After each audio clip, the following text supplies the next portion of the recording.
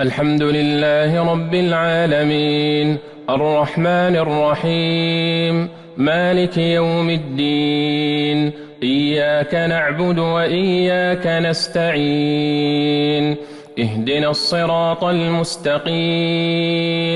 صراط الذين أنعمت عليهم غير المغضوب عليهم ولا الضالين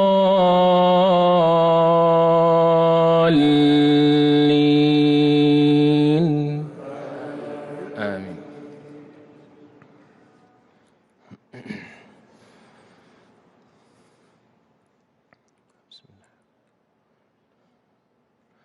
ألف لام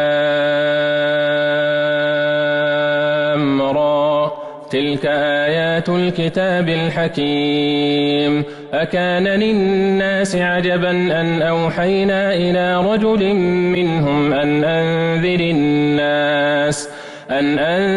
الناس وبشر الذين آمنوا أن لهم قدم صدق عند ربهم قال الكافرون إن هذا لساحر مبين إن ربكم الله الذي خلق السماوات والأرض في 6 أيام ثم استوى على العرش يدبر الأمر ما من شفيع إلا من بعد إذنه ذلكم الله ربكم فاعبدوه أفلا تذكرون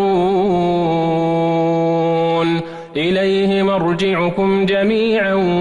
وعد الله حقا إنه يبدأ الخلق ثم يعيده ليجزي الذين آمنوا وعملوا الصالحات بالقسط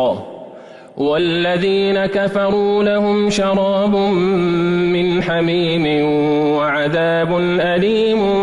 بما كانوا يكفرون هو الذي جعل الشمس ضياء والقمر نورا وقدره منازل لتعلموا عدد السنين والحساب ما خلق الله ذلك إلا بالحق يفصل الآيات لقوم يعلمون إن في اختلاف الليل والنهار وما خلق الله في السماوات والأرض لآيات لقوم يتقون إن الذين لا يرجون لقاءنا ورضوا بالحياة الدنيا واطمأنوا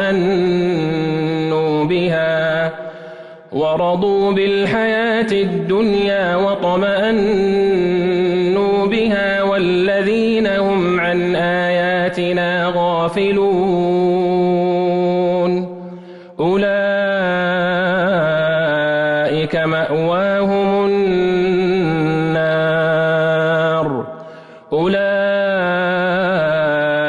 مأواهم النار بما كانوا يكسبون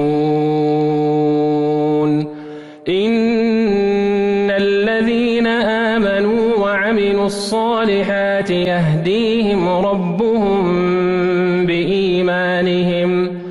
تجري من تحتهم الأنهار في جنات النعيم دعواهم فيها سبحانك اللهم وتحيتهم فيها سلام وآخر دعواهم أن الحمد لله رب العالمين.